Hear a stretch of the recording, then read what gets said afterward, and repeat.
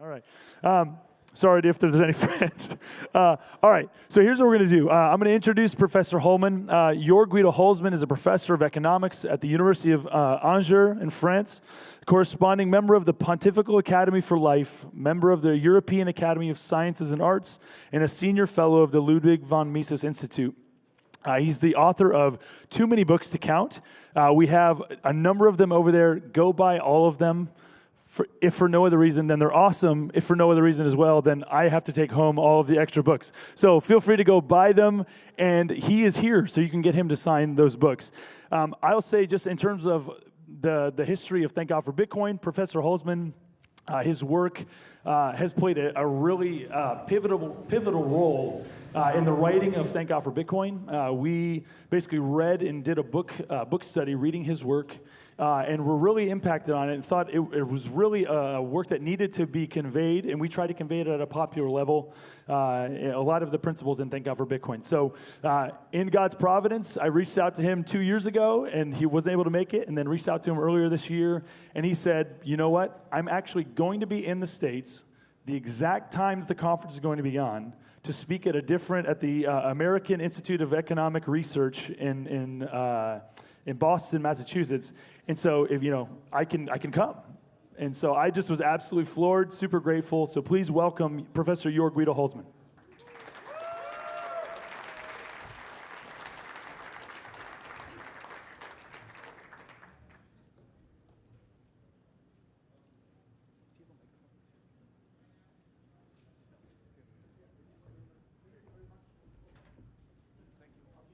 Yeah, I have a loud voice, but depending on the background noise, it might not be enough. Thank you very much for this warm welcome. It's a great pleasure to be with you here this afternoon. It's actually my first conference ever in Tennessee, in Nashville. And I'm very pleased to meet an audience of people who are already pre-formed, right? So many of you know already the topic. This is the consequence, though an unintended consequence of Bitcoin. And it shows us that God has 3,445 ways from creation to get us to the truth. Right? And it reminds me of another unintended way of getting to the truth, which I learned a few weeks back when I listened to a talk by the new Argentinian president, Javier Milei. He received a prize in Hamburg in Germany, and then he related how he won his campaign, and the reason was simply the COVID lockdown policies. Now, of course, I guess most of you are with me on the same page that this was just disastrous, completely unnecessary and dreadful in every respect, silly and probably evil. And but it had one good consequence, namely that Milei's supporters, who are all very young adolescents typically, so he had converted them in the years leading up to 2023, from 2018 to 2023, because he was attending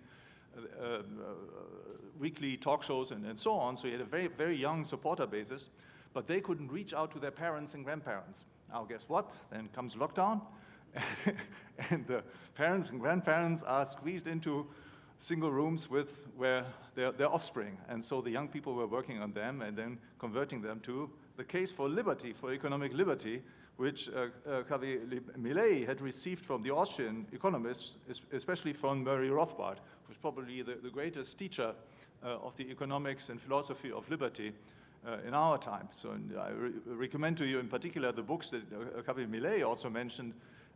One book is called The Anatomy of the State, and the second book is The Ethics of Liberty. And for those of you who are really nerds in economics, you have to read Man, Economy, and State, but that's a 1,000-page treatise, right? So it's not everybody's cup of tea. Yeah. So for me, this Bitcoin thing was unexpected ally, because when I was working 20 years ago on my book, The Ethics of Money Production, in which I pretty much make the case for something like Bitcoin to be helpful and useful and praiseworthy, and certainly in line with Christian thought, I didn't anticipate Bitcoin, right? Bitcoin emerged in 2009, so a bit after the publication of my book.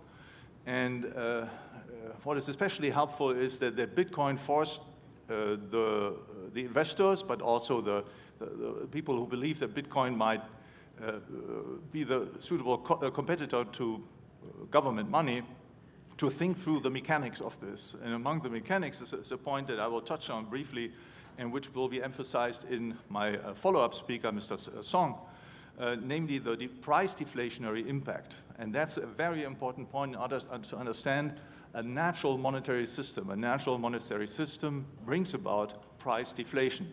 And if you ever experience a monetary system in which there is a stable price level throughout longer time periods, or even increasing price level, that's always a sign for government intrusion. It's always a sign for inflationary policies. But let me take things one by one. So my topic today is the ethics of money production, and I should start off by observing that the ethics can be defined as the art of doing the right thing, right? Doing the right thing, and of course, doing the right thing means to choose the best of the available options in a given context. So in order to do the right thing, well, first of all, we have to know what the context is, what is the state of affairs that we are dealing with. And from a Christian point of view, this means, well, that we have to understand, first of all, creation. Now, the condition of man after the expulsion from paradise, and this has been mentioned this morning by our first speaker, I believe, is the condition of scarcity, right? Our needs and our wishes also typically exceed the available means that we have, and as a consequence, we are condemned to work at the sweat of our brows to obtain all the economic goods that we desire and that we need very often.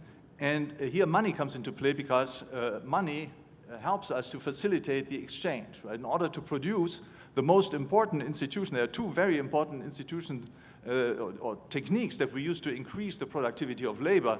One is the division of labor, but the other one is even more important. This is savings, because savings allow us to engage in what economists call a roundabout way of producing economic goods. And roundabout means that we are taking intermediate steps to produce the production of final goods, the goods that we are truly interested in, consumer goods, holidays, and I don't know what. And so what we typically do is, as an intermediate step, is to take out time in order to produce tools, right? Machinery, but also equipment, infrastructure, and so on. So without savings, we simply cannot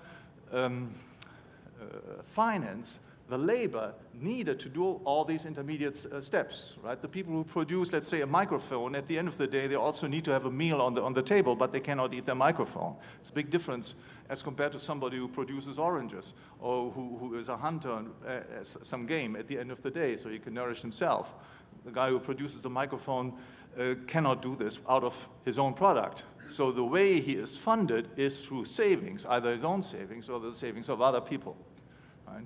So it's actually an absolutely fundamental mechanism. So an economic system that does not promote savings, and a monetary system that does not encourage savings, but leads to the consumption, the fruitless consumption of savings, is not a good monetary system.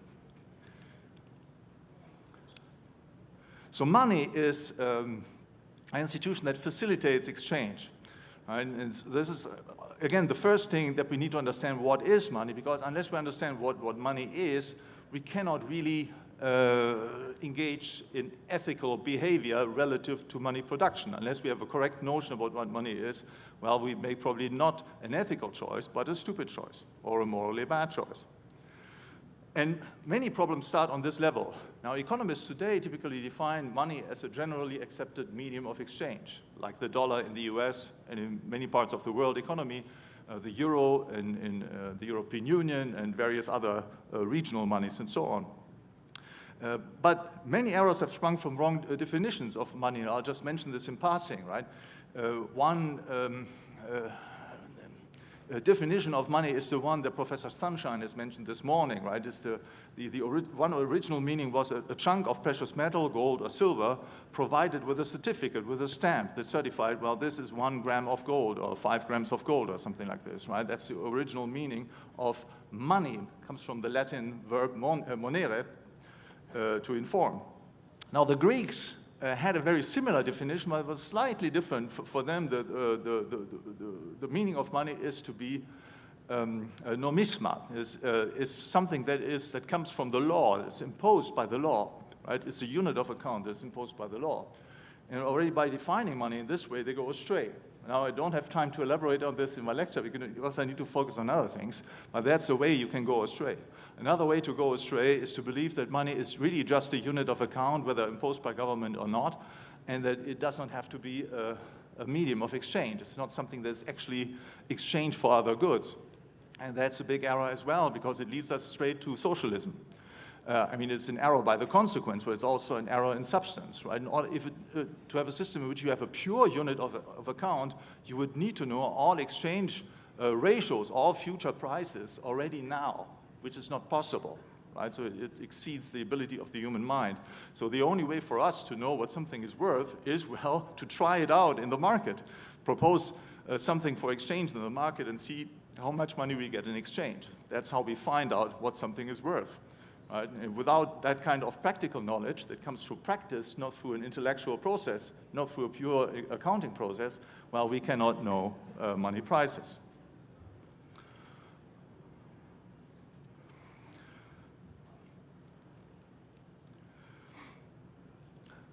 Okay, so since money is a generally accepted medium of exchange, well, the first question then is, how does money actually come into existence? How come that money exists? And from antiquity onward until roughly the 17th century or so, many eminent thinkers have thought that money came about by way of a political convention, right? So all the wise men and women of a nation got together and said, wow, this would be so useful, there's something like money. Let's create it and let's impose it then on everybody. Well, it didn't actually work this way. And as economists have found that as from the 18th century and has been brilliantly summarized at the end of the 19th century by an Austrian economist by the name of Karl Menger, money comes about by spontaneous process. Right? So it comes about by people having recourse to the technique of indirect exchange, rather than, let's say, I'm an apple grower and I want to purchase blueberries. One way for me to obtain the blueberries would be to find a blueberry grower who wishes to obtain my apples, right? And that can work out with some frequency in the kind of apples, but let's say you are building microphones or you're producing shoes, well, it can be difficult finding a blueberry seller who wants to have your shoes or your microphones. Right? So the way to solve this problem is to go through a medium of exchange. You exchange your product, your microphone, into something that many people would typically need at some point for different purposes, such as precious metals, right? And then you use that sum of precious metal as an exchange to purchase these other goods that you are interested in. That's the medium of exchange. Now, because this is a way to accelerate the realization of your objectives, and other people observe you doing this, they will start to imitate you. And that's what we usually do. In fact, this takes me offline again, right? We're always imitating other people, and that's an eminently human activity, and that's an eminently useful human activity. And whatever prevents us from copying successful behavior is just stupid, like the patent system. But I won't go into this. So you imitate what other people do. They're using indirect exchange in order to get to their ends. And so many people started doing the same thing. Then you find out that, well, some economic goods are more suitable to serve as a medium of exchange than others. Blueberries are not particularly suitable already because they're perishable. You can keep them for a few days or maybe weeks under suitable conditions, but then storage is expensive and so on. You're much better served if you use some precious metals, right? Because they are homogeneous and unperishable and so on, no storage costs and so on. And so people in the course of time have zoomed in on not only on having recourse everybody to the technique of indirect exchange, but also to the same media of exchange, and that was typically the precious metals. And so from this we derive an important lesson, namely that money originally is not the creation of a political authority. It's not the creation of any authority, even of a father of a family. It's something that results from people interacting just in pursuit of their own activities and which finally emerges as a social reality which is independent of the initial objectives. The initial objectives for everyone was just to accelerate your own exchange projects. But the final result is that everybody's using the same medium of exchange. And this has very beneficial aggregate consequences, that is consequences for everybody. Now here I'll just focus on the most important point, only one point, namely the possibility to rely on economic calculation. If all exchanges are executed with the help of money, we can compare the cost and revenue of all productive activities. And I can say, okay, I purchase, in order to produce the microphone, I can sell the microphone at this and that price on the market, and it cost me so and so much dollars to purchase the labor and the materials and so on that I need to produce a microphone. So I can say for each production process whether it is worth a while, whether it earns me revenue, whether I waste my monetary capital. That's a very precious information. And moreover, I can compare different investment projects. I can say, oh, the production of microphones, this is likely to give me, on a 5-year horizon, a 10% return on investment, and the production of glasses will give me a 25% return on investment, right? And the production of raw milk will give me a 30% investment of return on investment, right? Then I personally would say, well, all these stinking cows and so on, well, I don't want to do that, so I go for the production of glasses, right? So I can compare these different advantages and disadvantages in terms of money. Right? So money is a cultural common. It's not something that is created deliberately, but which still brings aggregate benefits for everybody. Now this brings us truly now to the ethics of producing money, and here we can distinguish between the good, the bad, and the ugly. Now the good way to produce money is in accordance with the precepts that we find in the 10 Commandments, right? Universality and honesty of weights and measures, as we have heard this morning. And this is indeed what we do find in the Bible. The good moneymaker gives his customers, or people who use his money, whatever it is, whether it's Bitcoin or gold ingots or silver coins and so on, sufficient information that he be in a situation to evaluate this economic good. And most notably, what you need to know in the case of the precious metals is what's the fine content of precious metals. What you need to know in the case of Bitcoins is how you can access this, and what is the exact quantity, and so on. Now, the bad way of making money, so I had this wordplay, right? Making money with producing money. Of course, it's a production process, right? So we are making money with producing money. Now, there are good ways of making money, and there are also bad ways of making money with producing money. The bad way of making money is to commit fraud on other people. You tell them, well, this is a 1 ounce silver coin, but in fact it contains only 0.7 ounces of silver coins, and you substitute the rest with some metal of a lesser value, but which is similar to silver. So defrauding on your customer. Now, for various reasons, which I explain in my book, but won't be able to explain here, banking has been particularly efficient as a technique of the bad way of making money with producing money. Because what commercial banks have done historically since the 17th century approximately on a massive scale is to produce titles for money. Right? So what a bank produces is receipts, initially banknotes, and you could take these banknotes to the bank and redeem them with the bank against a certain amount of silver or gold coin. Now, as a customer of such a bank, it makes a big difference for you whether the bank has, for all the tickets that it has issued, for all the banknotes, it keeps a 50% reserve, or an 80% reserve, or 100% reserve, or just a 10% reserve. It's a very important type of information that you would need in order to assess the value of these banknotes. Now, the fact is that historically banks have almost always been very careful in hiding this exact information, right? It's very similar to our monetary authorities today, right? Most of the gold of the United States, belongs to the US Treasury, but is managed by the Federal Reserve, and the Federal Reserve is extremely coy about telling the American citizens exactly how much gold it still has in stock. Right? I think the last audit at Fort Knox was in the 1960s. Okay? So these guys, they just don't want to know, and especially they don't want you to know. Right? So that's not a good way of making money, and of course it's really a way of making money with producing money, because if you can produce more tickets because you keep lower reserves, well then of course you're earning more money. The banker can hand out more credits, so he's earning interest on these credits, on money that nobody has lent to the banker himself. It's not a transformation of credit, but it's a creation of credit out of thin air, a source of income for the banker. And of course a benefit for his customers, but an aggregate disadvantage, as I will relate later on. And finally, we have, a final word on the banks and on this practice of fractional reserve banking. It has the pernicious effect precisely because it creates many, many immediate beneficiaries. It has had the immediate effect to corrupt these beneficiaries. And the beneficiaries were, first of all, the intermediate powers that Professor Sunshine referred to this morning. But in a second step, in a larger sense, all of us.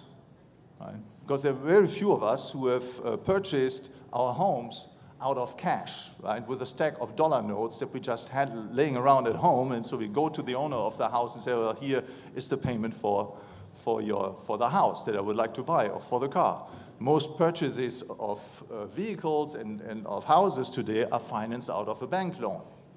So we all are dependent on the operation of the banking system. We all are dependent on the ability of banks to create money out of nothing.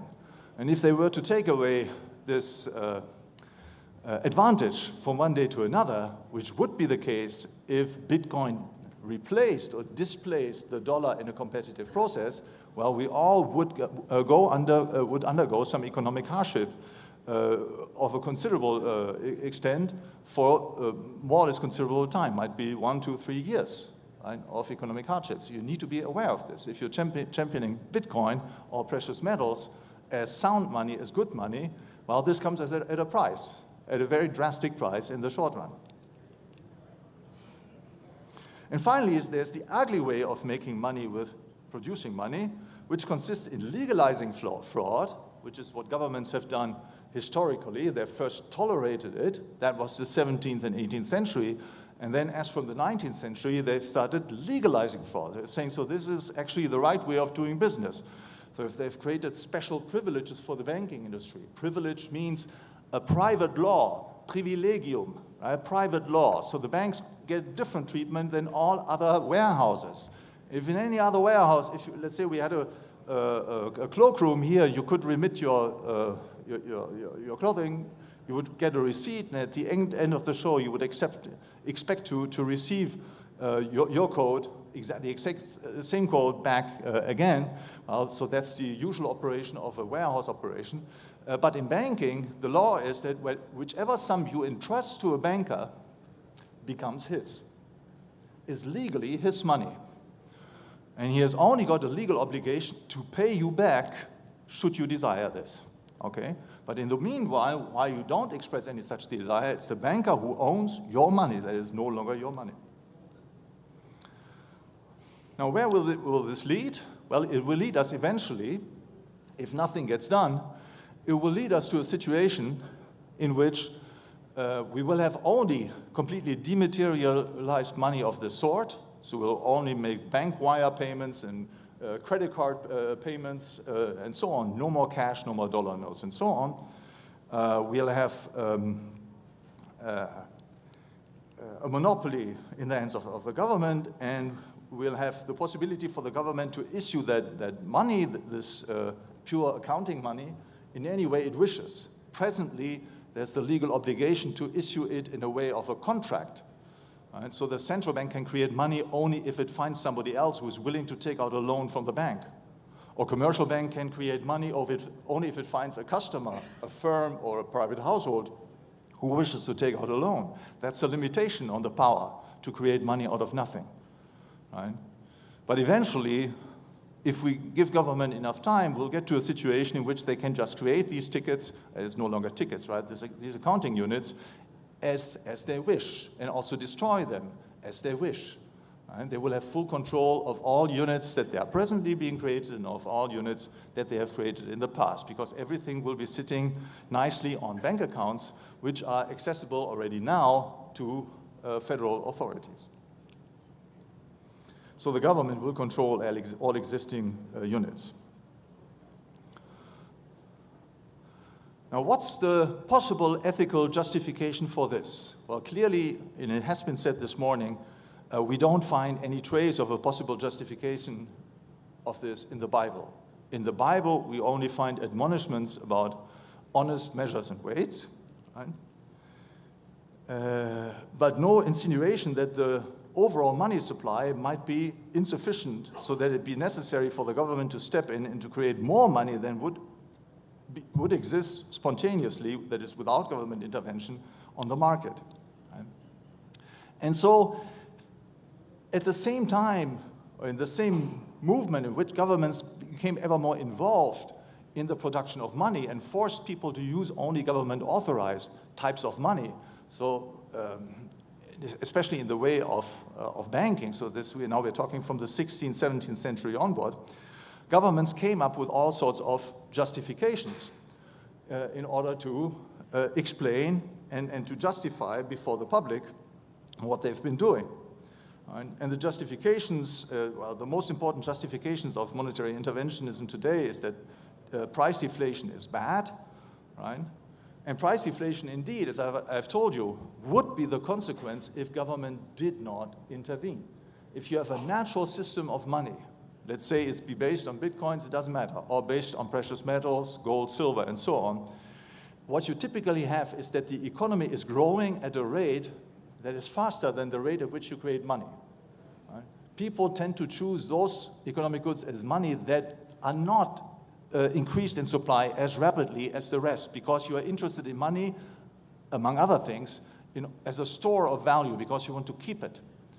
Now, if something that loses value every day, that's not interesting. Even something that loses value every year is not particularly interesting. So if you have the choice between a medium of exchange that gains in value and a medium of exchange that loses in value, it's clear what you will choose from your own personal interest. Right? Now, this might seem disadvantageous from an overall point of view, but it is not. Right? It seems disadvantageous if the price level falls, because well, how can the economy grow if the price level falls? Right? The revenues of households and of firms will diminish. How can they increase their production? How can they increase their consumption? Right? And here we have this difference between what economists call a macroeconomic point of view and a microeconomic point of view. Right? From a micro point of view, of course, if your revenue shrinks, that's bad. Right? Because you still have the same cost and you have less money in order to purchase the things that you are interested in. And that's typically, therefore, also bad for a company. If a company loses its customer base, it cannot, I mean, it could stay in business if it talked to its employees and to its suppliers and said, look, guys, our revenue is shrinking.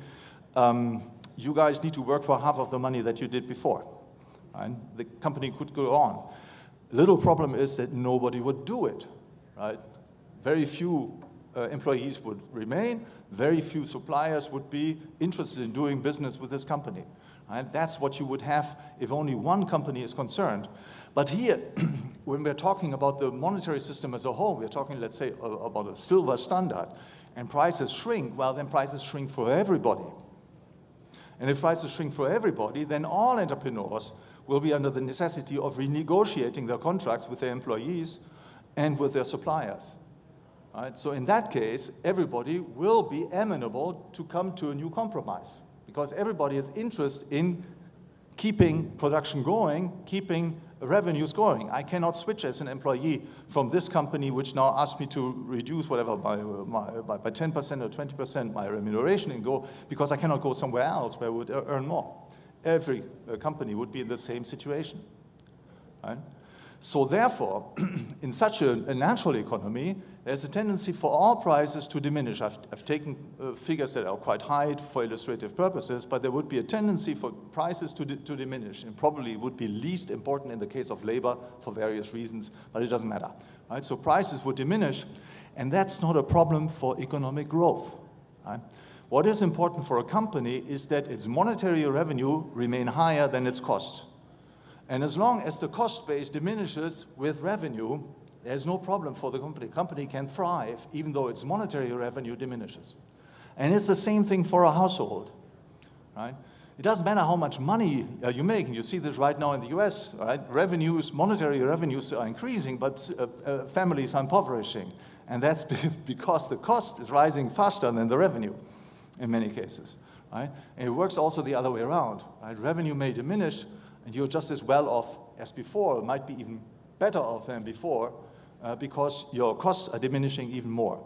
And that is, ladies and gentlemen, exactly the situation that we had at the end of the 19th century. It was the last time we had this on a massive scale, when in the US, in the UK, in Germany, in France, in several other countries, we had price level deflation, right? In a time of the most vigorous economic growth that we had in the last 200 years of economic history, okay? So price deflation is not a problem.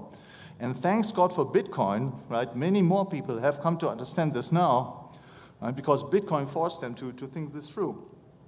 So the justification of government intervention as a way of preventing price deflation is not a justification. It's a bad argument. And on the other hand, as I explain in my books, and now I need to conclude, therefore I cannot go into too much more detail, but I'll be happy to take more questions in the panel discussion. Right? The general consequences of monetary interventionism is, okay, price inflation, I've mentioned this, but this per se, I would consider this not even to be a particularly bad consequence. The really bad consequence is that it entails a massive redistribution between those who receive the new money units first and all the others. Right? These are the so-called Cantillon effects. So we have massive redistributions. We have mountains of debt, debt that is destroying families, destroying businesses, creating enormous pressures, and turning democracies into plutocracies. Right? This mechanism has been known from antiquity. Don't believe that you are the first ones today in the US. The problem has been known from antiquity. The Greeks and the Romans had exactly the same problem. They always make the same mistake. And that's because they had monetary interventionism as well. So mountains of debt, financial fragility, political corruption, and capital consumption. Right? So we're impoverishing us through the system and not enriching us, as some make us falsely believe. So in conclusion then, the right way to produce money is to apply the principles known as the 10 Commandments. And this has been said this morning as well, so I'm happy to concur. Right? We have to give to Caesar what is his, but we certainly should not invite or encourage him to impose bad money on all of the community. Thank you for your attention.